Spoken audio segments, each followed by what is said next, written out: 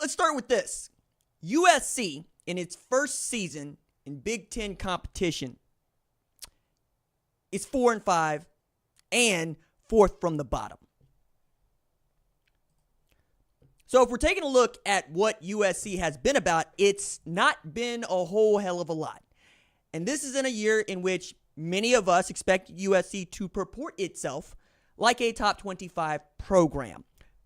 Though we had not seen such a thing from them in 2023 through the second half of the season, you go through the portal and you trust Lincoln Riley to figure this thing out. You trust him to go raid other teams' rosters like he had done once before and got them to the Cotton Bowl with Caleb Williams as a Heisman Trophy winner. That's what we expected to happen.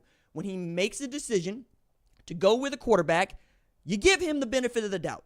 You give him the benefit of the doubt because he was right about Baker Mayfield. He was right about Kyler Murray. He was right about Jalen Hurts. He was right about Caleb Williams.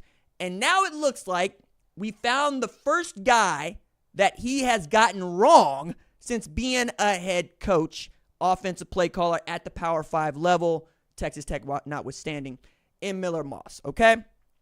Lincoln Riley pulled Spencer Rattler for Tanner Mordecai, and Rattler did a whole hell of a lot less than Miller Moss has done this season to earn the live at the Apollo hook from the Sandman, okay? Miller time needs a time out. At least that's what we think. That's what we think. But I don't think this is all Miller Moss's fault. I think this is all Lincoln Riley's fault. It's his guy. It was the guy that he decided to go with. It's the guy that he decided to choose. And now they've lost 5 games, and they are once again below 500 in a league that is very, very competitive and with a schedule that doesn't really let up for USC. That means for the second season in a row, we have seen USC lose 5 games, and now Lincoln Riley is looking more like 23-23 or 22-23. Forget which one we're going on with this, just in keeping with the 4 and the 5 here. Put in perspective, 18 teams are in the Big Ten, okay? The bottom 4 are USC, Maryland, Rutgers, and Purdue. In no world do we expect USC to be at the bottom of an 18-team league sitting at 14. You just don't expect to see that happen. And then we get to see what it is like for you to have a Mr. Wait Your Turn play quarterback for you. Like, that's one of the things that really gets on my nerves is when we have national broadcasters that want to point out that a guy waited his turn like you're supposed to. Like this is a merit-based business. It's not. It's a talent-based business. That's what it means. That's why you get paid. It's because you are more talented than others. It's because you want to play right away. And knowing that you want to play right away and that you're more talented than others, I ask this sincerely. If you're Julian Lewis, why are you sticking to your pledge at USC? You are one of the top prospects in the 2025 class. You have committed to USC for the better part of 16 months. You want to stick with that. You want to keep your word. But you have also seen USC not just be bad, but now have bad quarterback play.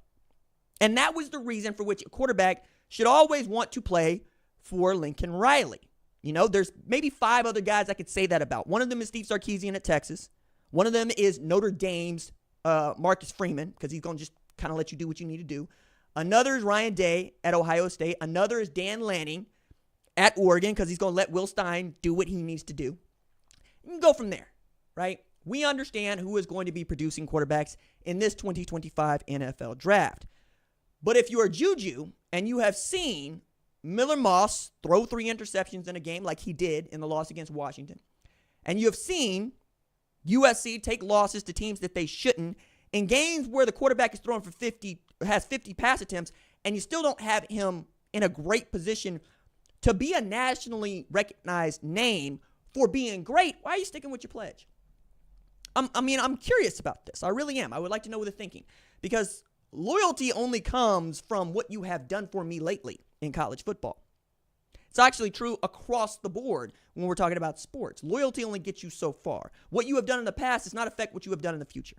If you're watching the show, Thank you for joining us. This is the #1 college football show. I am RJ Young. I'm your host. I'm not on a step mill. If you like the show, consider hitting that subscribe button. We're at 116,000 subscribers here, and I'd appreciate you joining us here. But it's about what I'm going to do for you in the future, right? It's that I'm going to be here tomorrow and the next day and the next day, and you can count on that. You can count on the quality of the program and what I'm going to provide for you in the way of analysis and storytelling and all these things you love about college football. If those things suddenly go away, or I no longer keep my word, or heaven forbid, I make one segment a week and I make something like 25 or something, you might go elsewhere. You would not stay committed to this show. Why would you? And I'm asking the same thing of Juju. If you know you're Jaden Mayava and you know that you won 9 games just last year at UNLV and you transferred to USC, when Lincoln Riley gets asked, are we going to see you? And you say, no, we're still going to put out our best lineup. You got to start asking questions about how is it that I'm not a better quarterback than what you have out there in Miller Moss? I mean, I got more wins than this guy. I know how to find Kyron Hudson open and not throw the other team the ball. I know how to find Kyle Ford open and not throw other people the ball. I know this because I was throwing the football to Ricky White all of last year. And Ricky White would have been an All-American receiver had he been a Power 5 receiver when I was throwing passes to him because he was Mr. He all down there somewhere in the Mountain West. So Juju has options.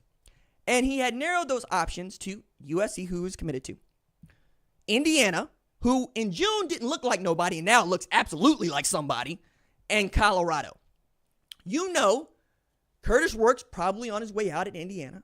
You also know that Shedeur Sanders is most definitely out at Colorado. And you know that Miller Moss has another year of eligibility left because he's not going to get drafted this season. That's not in the cards for him based on what we have seen on tape. So I'm asking sincerely, what stops you from, I don't know, I'll take in Bloomington, when Ohio State goes to there, maybe, I don't know. I'll take in Bloomington maybe December when everything kind of comes to a little bit of a settle and we very much know what Indiana is and who they're going to be. I'll take in Bloomington because they're 9-0 for the first time ever. This guy, Kurt Cignetti, seems to know how to win football games. And they like to spread the ball around, and I like to spread the ball around, and I'm a glorified point guard out there. So what I do best, I get the ball to playmakers, and when the playmakers aren't there, I'll go get you a basket myself. Or I'll take in Colorado, who is very much on the come up, is very much staring down the Big 12 championship if only they win out and one or two things go their way. You know that you're going to get the national spotlight in Boulder because Prime is there. And that would be the only assurance that I would need. I would need Prime to tell me, hey, as long as you at Colorado, I'll be at Colorado. But I ain't going to be at Colorado if you ain't at Colorado. And if you get that, and I'm sure he would, you're going to show up. And then Prime got every reason to be out there because he's got another 5-star caliber quarterback. Shedeur Sanders is a 5-star caliber quarterback, even though he was a 4-star in high school, to come in and make it do what it do, baby. You're going to get skill players because skill players come to Prime. And they are slowly but surely building an offensive and defensive line that is capable of winning Big 12 championship, which is a Power 4 championship, which means you could slide into a Colorado that is very, very good at just the right time. So I'm asking this, why would Juju stay committed to a place that looks like it's going to have a losing season? Like, I asked this question sincerely in the community tab on the channel. You go check that out and give it your vote. But I asked, who would you rather see Georgia play in the college football playoff, right? And I'm thinking about Colorado. I'm thinking about Indiana. I'm thinking about BYU. I'm thinking about some programs that don't necessarily pop up on the radar. And on the Twitters, you can go check me out at RJ_Young. I asked a different question. It's a poll. I said, who do you think is going to get the bowl eligibility? Nebraska, USC, Oklahoma, none of the above. I never thought that I would be in a spot where I need to ask that question. Now, cue all the commenters who are going to ask me why OU sucks. Sure. Cue all the commenters that are going to say OU's terrible. All right. Now that you got that out your system, answer the damn question. Now, USC and Nebraska, they got to play each other.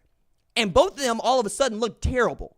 Now, while you're going to make your jokes about Oklahoma got a win this year. It's Maine, but it's a win, right? Nebraska lost to UCLA. Okay? USC lost to Washington. All right? UCLA and Nebraska got to get their hooks into USC. That's one of the reasons I put it there. And I put it there because of the link of Lincoln Riley to Oklahoma. Because it feels like that is the domino that has started a lot of this. Nebraska and UCLA is something different. But not UCLA. Not really. Because you're thinking about Chip Kelly going to Ohio State, but you're also talking about Danton Lynn being defensive coordinator at UCLA, who's now the defensive coordinator at USC. And that was the thing that we thought he was going to fix. We thought, okay, Lincoln Riley decided that this guy is the one that he needs to coordinate his defense for his offense to go do what it does. And that doesn't seem to be the case either. It looks like defense is, for the most part, doing just fine. It's the offense that has a problem. It's the offensive line that has a problem. Those are Lincoln Riley problems. I mean, the whole program is his fault. That's his problem. It would be his legend if he had built them into the mecca of college football like he said he was going to. And that's why the Oklahoma link is there. It's like, hey, dog, Oklahoma has needed to win. Oklahoma has been the pro team for some time. At USC, you just another team. They got the Lakers. The Dodgers won the damn World Series. Anaheim is over there with the Los Angeles Angels. You got the Clippers in town. You got the Rams who have won a Super Bowl. You just somebody else in that city. Over here, it's all we think about. It's why people are losing their minds because Oklahoma has to beat Missouri, Lord help us, to get to bowl eligibility. I'm saying that to say Juju might not end up at Colorado, but I don't think he's going to end up at USC neither, especially if it keeps going the way it's going. Because think about this. You drop these games to UCLA, Nebraska, you still got Notre Dame on the schedule. And I don't think that Notre Dame is going to do you no favors. So you're looking at perhaps a losing season with Lincoln Riley as your head coach, which as bad as Oklahoma might have been, was never, ever, ever on the radar, on the horizon. It was a good thing that was going on till somebody in the marriage decided they wanted a divorce, and now everybody's worse off for it. I think that is something we need to keep in context as we continue to talk about what USC is doing, what Oklahoma is doing, and definitely what Lincoln Riley does in the future. Because it wasn't that long ago that everybody tried to tell me that he was going to be Dallas Cowboys head coach. Now I don't even think he would want that job because Dallas Cowboys, sorry, out here losing to the Falcons. Let me stop before I get on my Dallas Cowboys bandwagon right quick. A couple other things that I wanted to talk about in this show. Colorado kind of touched on this, but if you have been paying attention, this bye week is the best bye week that Colorado's ever had with Coach Prime as its head coach. Because while laying in the cut, they saw a couple of teams they needed to take losses in Big 12 play. Take exactly those. Iowa State took a loss to Texas Tech, and Kansas State took a loss to Houston. So now Kansas State has 2 losses in Big 12 play. Colorado's got 1. Iowa State's got 1 loss in Big 12 play. Okay? BYU is undefeated. However, now that we know that Big Noon is going to be in Lubbock for Colorado at Texas Tech, don't know if that's going to be the Big Noon crew because that's a 2:30 kick, but you get my point here. The spotlight is back on Coach Prime's Colorado. They sent Travis Hunter out to Big Noon just this past weekend to pump up the Heisman just a little bit more for the folks that really stay on this fence talking about Cam Ward and Dylan Gabriel and Ashton Genty. Miss me. It's his. Like, as far as I'm concerned, they don't need to have no campaign for Travis Hunter. It's his. Just give it to him, and let's get on with the football that needs to be played. But a one way for you to continue to grow your legend, if you need to, for these people that still want to tell me about Cam Ward and Dylan Gabriel and Ashton Genty, is to go full Prime against Texas Tech at Texas Tech. You're going to need Shedeur Sanders to do what Shedeur Sanders has been doing. You're going to need to keep running the ball very well. You're going to need to play good defense because that Texas Tech team is not no easy win, and Taj Brooks is the load back there, and he can't wait to take advantage of the spotlight that Colorado is going to bring to Lubbock. And as bad as it is for people to hear this in Lubbock, Texas, ain't nobody tuning in to see the Red Raiders play football. Just what it is. Hadn't tuned in to watch the Red Raiders play football in quite some time. As a matter of fact, I thought it was telling. I do Keyshawn Johnson's All Facts, No Breaks pod on the YouTubes, and he pulled Michael Crabtree out of his behind to reference when Texas Tech was good. And I have to remind myself, Michael Crabtree means something to me, but to other people, Michael Crabtree ain't nobody because that was 2008. All right? Like, we got children out here playing college football that don't know no Michael Crabtree and don't know no Mike Leach at Texas Tech. It's been that long. We want to talk about Cliff Kingsbury and Patrick Mahomes, cool, but he wasn't a superstar in college the way he was in the NFL or is in the NFL. And the game that people talk about is the 2016 one, where both Oklahoma and Texas Tech decided, hey, defense is optional today. And by that optional, we mean y'all take a break. Patrick Mahomes is going to put up 734 yards of offense. And we're going to let Baker Mayfield, Samaje Perine, Joe Mixon, and Dede Westbrook go to work. That's the last time we got to think hard about Texas Tech and what they might be about. And if you got a chip on your shoulder and you're Texas Tech, cool, put another one on there so you're equally balanced. Take that into the ball game. You're going to be able to tell people, hey, Oregon didn't like it when they came down here. Don't nobody like going to Lubbock. It's Mars. I've been out to Lubbock. That's what it feels like. I'm on Mars. It ain't no great feeling. It feels like the home team got even more of an advantage on the way to get there. Don't drive into there. You just going to be feeling the willies the whole time. It ain't no good feeling for me to be driving out there by my damn self. Okay? I think I need to take it much further than that, but you understand what I'm saying. The thing that I don't know about Colorado this season is whether or not they're going to be able to finish in November. Last year, there was no finishing to this team. They were hurt, and the defense was sorry and getting worse, and the offensive line was sorry and getting worse. Okay. This season, the one time they had the spotlight on them, they pooped the bed. Ain't no way of getting around that. Nebraska. Shedeur Sanders threw a pick 6 to Tommy Hill. Couldn't wait to run that mug back. Travis Hunter was mad on the sideline. It was looking like Colorado was getting ready to do that thing that they did in November, which is circle the drain. And you know what? Spotlight went away. They got themselves back on equal footing with everybody else. You get a great win against Central Florida on the road. You beat Baylor in a dramatic game where Travis Hunter forces a fumble that basically wins you the game. You have this really great game against Kansas State, but you lose 4 of your top 6 receivers in the process, including Hunter, and you lose that game late on a great drive by Kansas State to end the game. But you have purported yourself well against places like Arizona, right? You go into this bye week, and all of a sudden we're looking around and we're going, Colorado might actually be good, and they pop up in the top 25. And in the bye week, they move up in the top 25. And I expect that they will be in the College Football Playoff Selection Committee's initial top 25 on Tuesday. But again, the lights is bright again. Everybody knows who Colorado's going to be, right? You're not sneaking up on nobody, and we're going to be watching you in the daytime this time. Who can you show us that you are? I know who Shedeur Sanders is. I know who Travis Hunter is, right? For that matter, I know who Shiloh is, and I know who Prime is. It's the rest of y'all I don't know much about. It's the rest of y'all that ain't really had this on you. I love this play call that Shedeur Sanders had a couple weeks ago.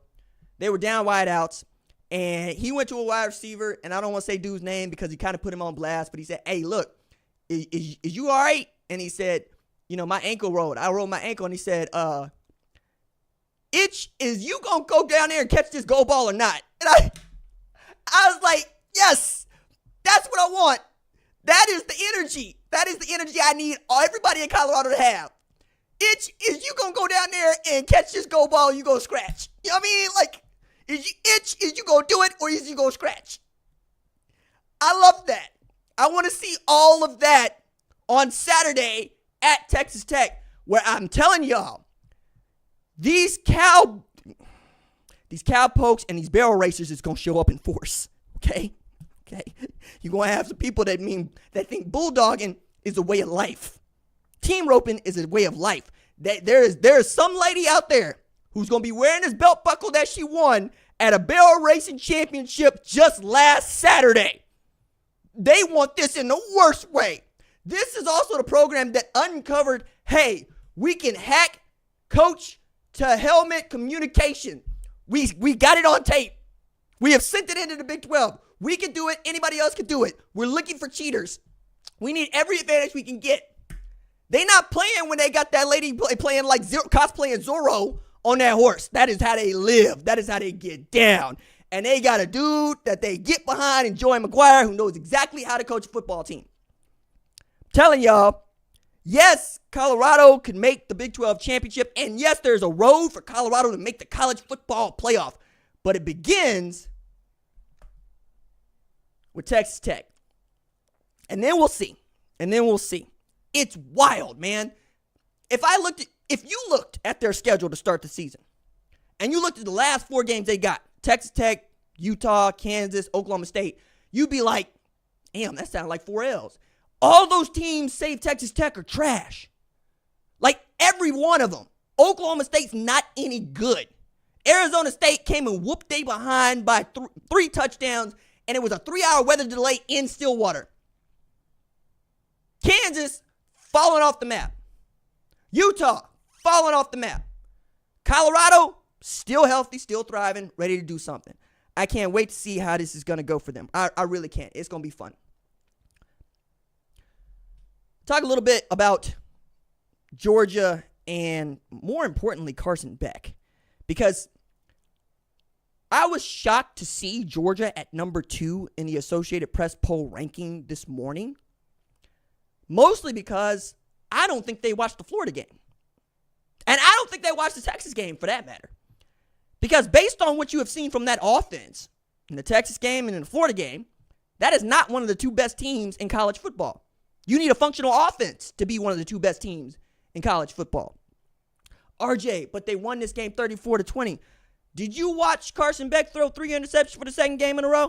Did you see that? I saw that. Do you see that Georgia ain't got no run game to speak of? Well, Trevor Etienne was hurt. He ain't the only running back on the roster, dog, and it's Georgia. Which is another way of saying it's 5 stars out your behind over there. And yet and still, you needed to pull one out against a crappy Florida team. And even Florida fans tell you we're not very good.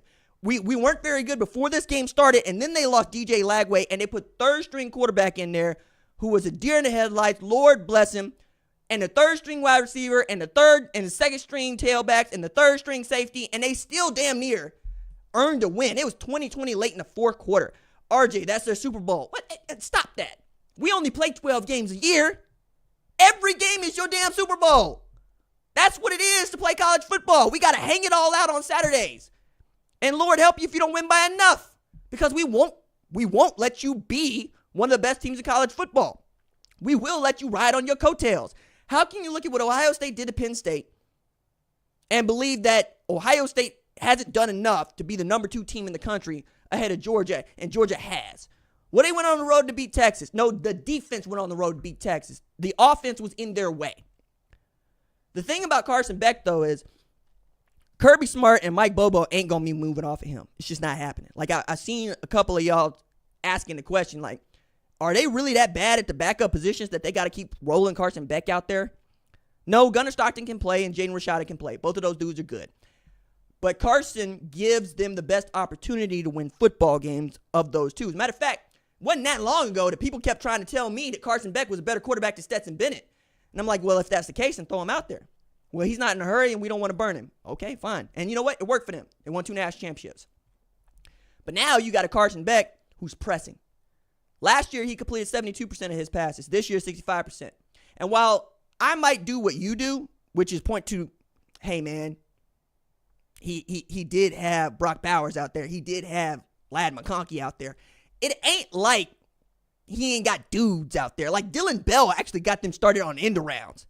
End arounds for the best rushing of the game, right? End arounds to open things up.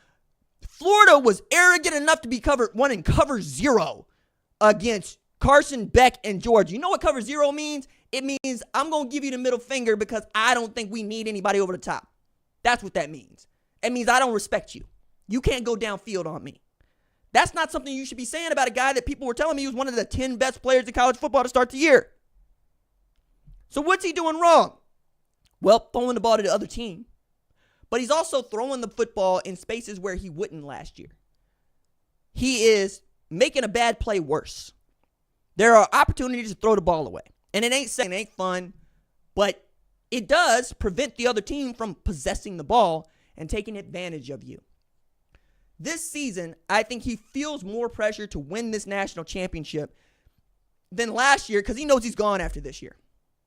And you got Chris Fowler bringing up the Lamborghini and everybody else bringing up the Lamborghini, not letting this dude just be who he is, remarking on what his computational skills have been because he's supposed to be the elite processor of information that Dylan Gabriel is at Oregon, and it ain't been there. And I think for once we're getting to see a guy who's going, wait, I haven't won a national championship. I haven't won an SEC championship. I haven't done much. And Carson Beck is in danger of leaving college football the way that C.J. Stroud left college football. As a dude that Georgia fans, Ohio State fans think is really good, but also didn't win a conference championship, didn't win a national championship. He watched other people, if you're Carson Beck, do just that. Mike Bobo wants to show that he's that guy too, because Todd Monken left after winning one, and Mike Bobo been out here trying to make it happen. And Georgia fans can't stand him, no Mike Bobo, man.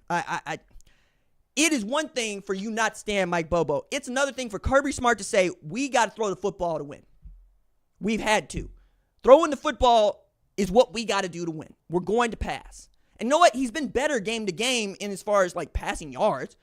But when you throw 10 interceptions in the last 5 games, 4 games of your last 5 have multiple interceptions, something got to give.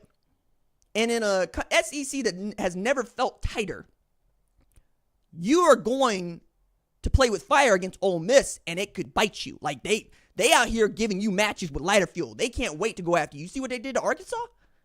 And you got to come to the Grove this time.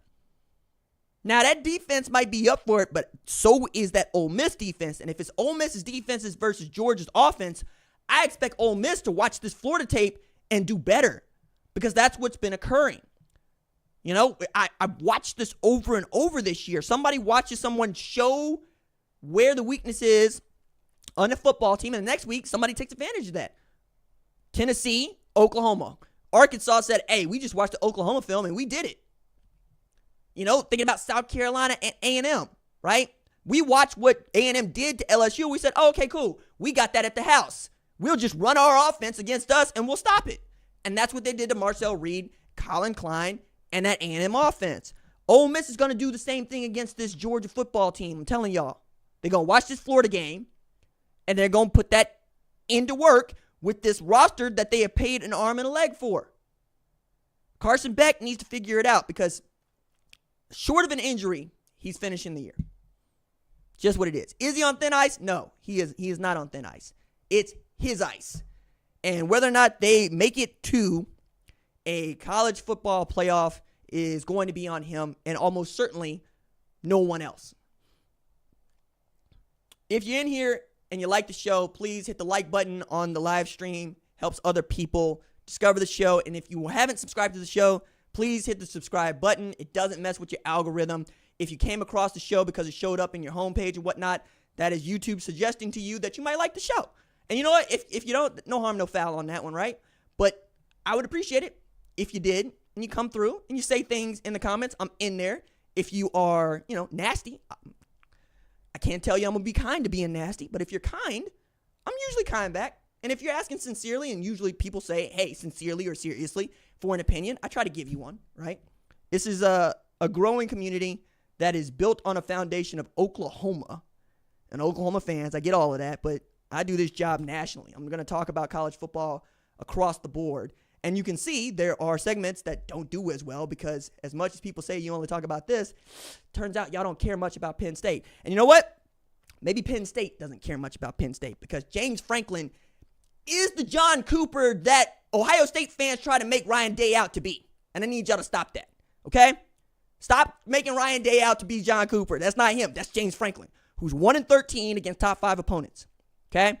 Who was yelling at a fan on the way out going, what's your name? Talking all this noise. Dog, you make so much money. Keep walking. Figure out how to beat Ohio State. Leave that boy alone with his iPhone. My God. Penn State is the luxury Ohio State rental property that, you like to hang out at every now and again. It's specifically in the James Franklin era, but I like to think of Penn State as an Ohio State property like an Airbnb in the Hamptons. It's routinely overrated, overpriced, and will leave you feeling fleeced by pretty pictures and empty promises. And no, sucker, you can't get your money back. You asked for this. This is what you got. So if you see Ohio State rolling up on somebody who is a top 5 opponent, short them, shade them, fade them. Send that dude to the rookie barber chair in the back with the clippers that bite and cut his braids off because you ain't no OG no more. You can't have these no more. We got to give you something high and tight. We got to put wannabe on you and send you back out the door and let you earn this back because I don't believe you. I simply do not believe you. I mentioned where I think Carson Beck rates in all of this, and I'm going to walk this out just a little bit more. There are folks that are going to tell me, yo, RJ, you're being hard on Carson Beck. He's 20-2. Wins is not a quarterback stat. It's not. Wins is not a quarterback stat. And you know why? Because he got the win when again, the Texas game, and all he did was throw for 175, three INTs and no TDs. That's not a... Drew Aller is 17-4 as a starter at Penn State. Who's his signature win? Who did they beat with him at quarterback? Nobody. Will Howard. He got the win against Penn State. Played well at times. Also threw a pick 6. It's not a quarterback stat. If that defense doesn't show up to be a monster, and that's what Ohio State's defense finally showed up to be a monster, we're not talking about Will Howard at all. We're talking about what Will Howard didn't do. Hell, Troy Smith, who, by the way, has done this show, the last Heisman winner in the Big Ten, let alone Ohio State, was out here talking about, I want to see Julian say it in the second half. What the hell am I still watching Will Howard play football for? It's tough. It's tough in these streets. Winning is not a quarterback stat. I think it's a defensive stat. Because if you're taking account to what I'm talking about, the Georgia defense came up big with a big interception against Florida to seal that victory and open up the lead. Ohio State didn't allow an offensive touchdown at all. Even when Penn State was on the 1-foot line, all they needed to do was punch it in behind Drew Aller's enormous behind, and they couldn't do that. You throwing pass plays, Andy Kolnicki. You throwing pass plays on 4th and 1. Not at the 1-yard line? Nah, not doing that. That's what Katron Allen's for. That's what Nick Singleton's for. Hell, that's what Tyler Warren is for. No, I'm not throwing the football, okay? And then I mentioned you got defense everywhere you go with these programs that are getting these sloppy wins, right? Georgia defense shows up against Texas. Ohio State defense shows up against Penn State, and on it goes. The only thing that I can't figure just right now is where the hell Indiana is going to fit in all of this because we still got some weeks to go.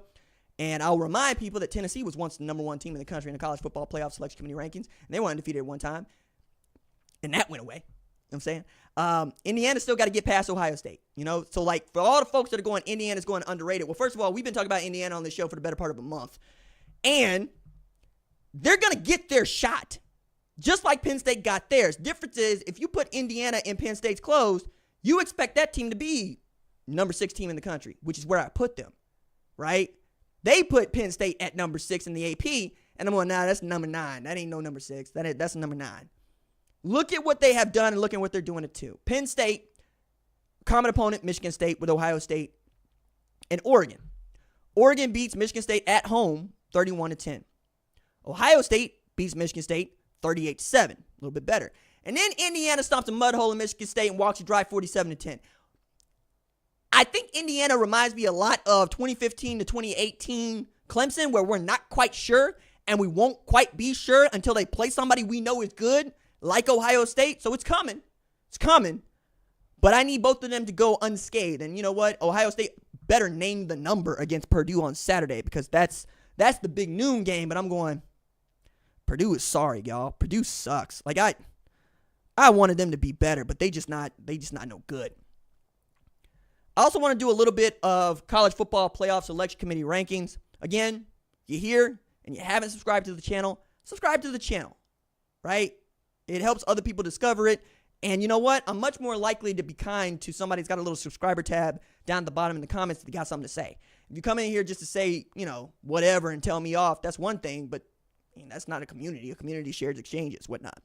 So I want to do the college football playoff selection committee projections as I see them, based on my top 25, right? So, off the rip, is Miami coming back from the underworld? Like, is Miami emerging to take over the underground like Michael Irvin, Melvin Bratton, and Jerome Brown in fatigues, flanked by these Hurricane Hellhounds? Is that happening? Because it feels like Miami's getting to this place where they start teasing us.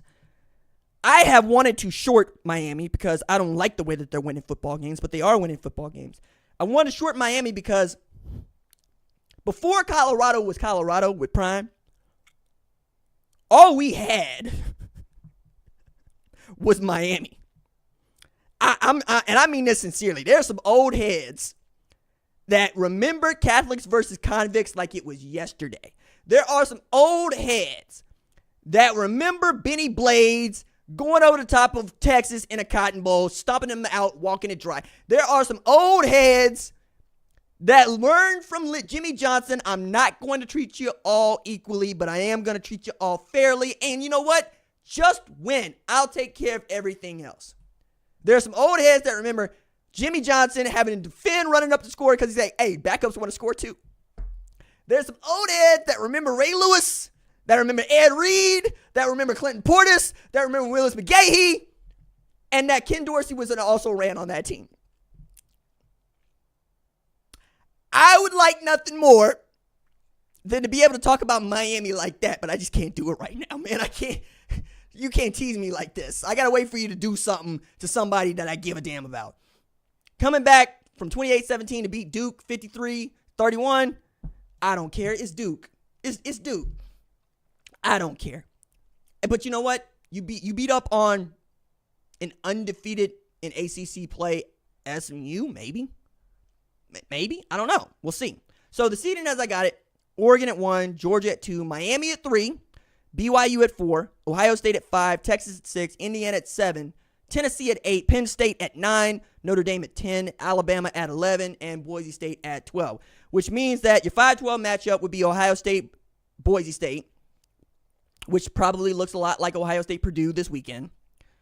Then you got Texas versus Alabama, which I think is a lot more fun because Jalen Milroe was committed to Texas, and then Mike Yurcich, which feels like eons ago, decided he didn't want no Jalen Milroe. So he cut him. And Nick Saban said, hey, you want to come over here? To say nothing of, Texas, Alabama is a sexy matchup for Steve Sarkisian, who was offensive coordinator, also courted for the job, said no, yada, yada, yada. Indiana versus Notre Dame for the Indiana State Championship, where Notre Dame would have to go to Bloomington. I'm here for that. I like that. That's a great defense versus, I think, a really good offense. And then can Riley Leonard outduel Curtis Work? That'd be fun. And then flip of what has been in recent weeks, Tennessee would host Penn State. Not the sexiest game for me anymore, but I would expect that Tennessee would treat Penn State, not unlike Ole Miss treated Penn State last year. Means that your quarterfinal matchups would be Oregon versus the winner of Tennessee-Penn State, Georgia versus the winner of Indiana-Notre Dame, Miami versus the winner of Texas-Alabama. I would love that. And then BYU versus the winner of Ohio State, Boise State, which would be Ohio State. And Ohio State would, once again, be in a dunker spot. I'm saying this.